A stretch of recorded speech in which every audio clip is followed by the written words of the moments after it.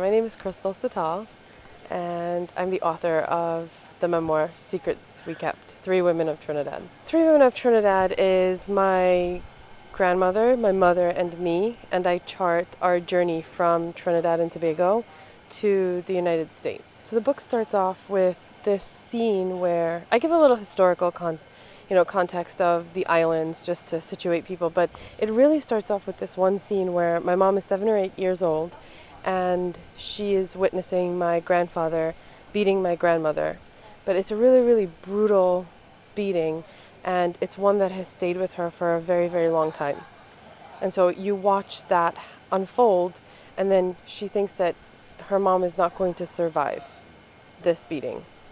And so the book starts off with that kind of domestic violence. So we're really, you get chucked straight into the deep end of the book.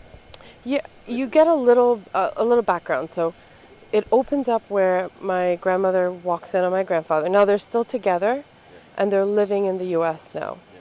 So you find out that they're still together, they're living in the U.S. Right. She walks in on him, and he's fallen.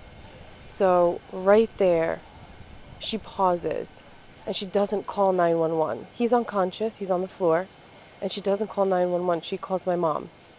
And so that's a gray area. That's really complex and interesting. And when I find that out, I'm very, very interested in gray areas, because I think it comes from me moving to the U.S. and then existing there as an undocumented immigrant. So when did you move over to the US? 99. 99. Yeah. That's when we made the official move. I was 12 years old, and I've been living there since, moving around within, but living there since.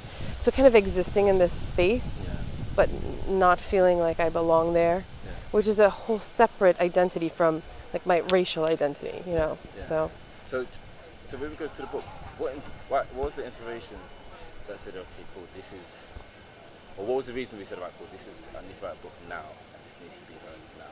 What moment was that happened? So that now was 10 years ago. Really? Yeah. It took about 10 years from beginning to end. It's the inspiration for the book is my mom and my grandmother, that they could have lived through so much, and they're so willing to share that with the whole world. And Were they, because obviously it's a really personal story, so Yeah. were they at any point apprehensive when you write in the book about this? I don't think so. No. They may have paused and thought, okay, she's doing things now. It's becoming a part of the public eye. Yeah. And so they paused, but they never thought I shouldn't do this. Don't you feel vulnerable when you write such a personal story? Because even though it's about your mother and grandmother, it's still your story as well. Mm-hmm. Well, I am definitely a part of the book. Yeah. I just come in a different part, but I guess I do. But maybe I'm just a little used to it by now. Yeah. That's cool. So tell me more about the immigration from Trinidad to America. You're 12 years old. What was that like? It's a culture shock. Yeah. Definitely. There's a story that just really, really captures what I went through very well, is that we moved in August, and then you start school in September. Yeah. So I'm in class, and I write a story that you might be familiar with, but I knew intuitively that these people did not know this story. We had to create a myth, and I loved writing. What was this like? I decided to write why a crab has a crack on its back. Really? So I thought, they're not going to know. They're definitely not going to know this story. And so I write it, but I write it in standard English, right? Standard American English. And the teacher loved it. And I'm thinking, oh God, this is such plagiarism right now. And then she says, could you come up to the front and read the story? Now this is about 3 weeks into coming. I had never been in school before. My accent is so thick. But I don't know that I have a thick accent. I think I sound like everyone else. So I get up and I start, why a crab have a crack on your back? And everyone's like, what did she say? What did she say? And the teacher says, okay, Krystal, why don't you just slow down and start again? And so I go, okay, why a crab have a crack on your back? And they go, what is she saying? So this goes on for a few minutes, and this boy in the back of the class gets up, storms to the front, rips the paper out of my hand and says, I'll read the story. She obviously can't speak English. I can write English, but I can't speak English. So that moment right there is my introduction to the United States. in school within a couple of weeks. Yeah. So So what was a 12-year-old's response to that though? Because what was a 12-year-old's response to that? And what, if it's any different to how you would have responded to it now? Obviously, 'cause you're not oh my 12. goodness, how I would respond to it Yeah, now. yeah. Yeah, I would absolutely be I'm furious, and I think as brown and black people living in America, we have every right to be furious Yeah, of course. and to retaliate in that way, even though Did the 12-year? But what I'm getting at is did the 12-year-old you react to that? It would have been a big thing no, for you I to was do. terrified. Yeah, I was terrified. It's too new. They weren't understanding what I was saying, so there was a block there. Yeah. There was a wall. So I just very quietly went and I sat back down. I didn't speak very much for a while until I could get rid of my accent. Get rid of your accent. That's what I worked on for a long time. It's terrible, right? So I tried working on getting rid of it in public, Let's get rid of your accent. but I haven't. Yeah, You know, yeah, I hear it's you. how I speak at home. Yeah. But in order to communicate with others, It's just a sad thing to go to a country and you just want to be accepted for yourself, but then you still feel like you have to. erase a part of myself. Yeah. Yeah, it's Was that something that you did that you felt?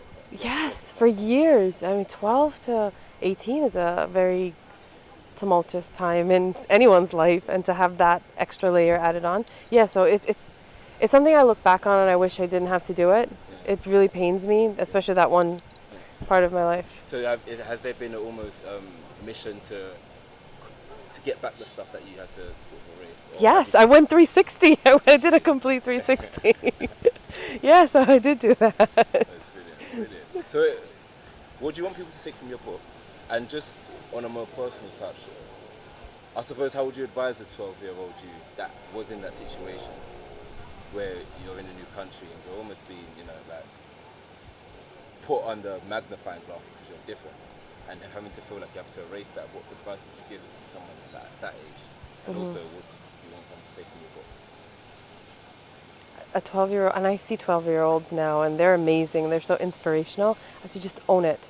Just own it and be proud of yourself and where you come from, and then just stand up with pride. I would take that paper back and just read it the way it was supposed to be read, because it's my work. It was my voice, and I should have done that. But I was terrified. And from the book, this book is so much a part of the Me Too movement, talking about domestic violence and keeping that in discourse, because there's domestic violence and how it's handled in the US, and there's domestic violence and how it's handled around the world, right? And in the Caribbean, it's so much a part of the culture, and we kind of just accept, oh, your husband beat you, oh, you need to go back to him, I think there's an uprisal that's happening, and there are young people more and more saying no to it, but we need to keep this dialogue going and keep talking about it, and don't. So one thing that came from this book is that my family no longer speaks to me. My entire extended family, they no longer speak to me because I wrote this story. Even though the book is about my mother and my grandmother, and they're okay with it, no one else will speak to me because this is dirty laundry. And that stigma is what I want to get rid of. How does that make you feel? Hurt. Terribly hurt, because I don't have the support from people, and they've witnessed these scenes. You've seen it. What I write is not untruth. It's the truth that I'm writing. And you've seen it, but because you're so entrenched in culture and you think this is dirty laundry and we should never speak about it. Have you tried to have a conversation with your family since, or is it just I've tried a couple of times. Yeah.